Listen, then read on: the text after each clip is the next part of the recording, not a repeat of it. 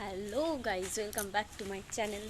তো দুপুরবেলা খাওয়া দাওয়া করে বেরিয়ে পড়েছি। কোথায় যাচ্ছি আমরা? পরেশনাথ মন্দির। প্রথমে নয়, মন্দিরটা একটু চারিপাশটা দেখানো যাক, যে মন্দিরটার চারিপাশে পরিবেশটা কেমন।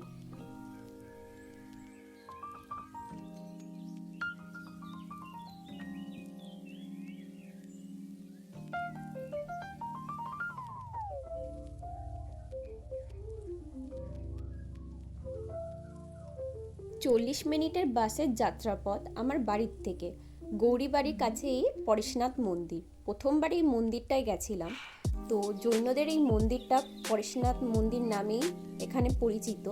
আর কলকাতাতে আরও অনেক জায়গায় পরেশনাথ মন্দির আছে, তার মধ্যে প্রথম আমি গেছি এই গৌরীবাড়ির পরেশনাথ মন্দির। এই মন্দিরটি 4টে ভাগে বিভক্ত আছে।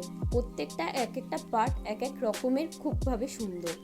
আর প্রতিটা মন্দিরে একটা কমন, যেটা মন্দিরের ভেতরে ক্যামেরা এখানে অ্যালাউ করে না, আর না মন্দিরে এখানে বসা যায়। প্রত্যেকটি মন্দিরেরই আলাদা আলাদা সৌন্দর্য।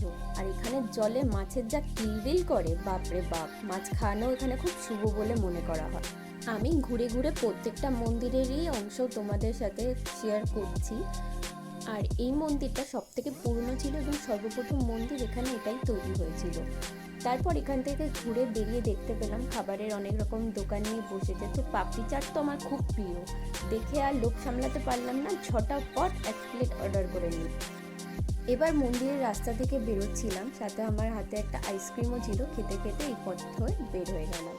এবার এখান থেকে গেছিলাম ধীরেন কেবিন, যেটা ছিল শোভা বাজারে। অনেক নাম শুনেছি কিন্তু কখনো খাওয়া হয়। ফাইনালি সৌভাগ্যটা হলো, আর এখানে দেখানো আছে মেনু আর প্রাইসগুলো দেওয়া ছিল। তো আমি ফিশ কবিরাজি অর্ডার করেছিলাম। এতটাই হেভি ছিল যে রাতের বেলা আমার আর ডিনারও করার লাগেনি, আর খেতেও অতটা সুন্দরই ছিল। তো এইভাবে আজকে আমার দিনটা কাটলো। তো দেখা হচ্ছে নেক্সট ব্লগ। টাটা।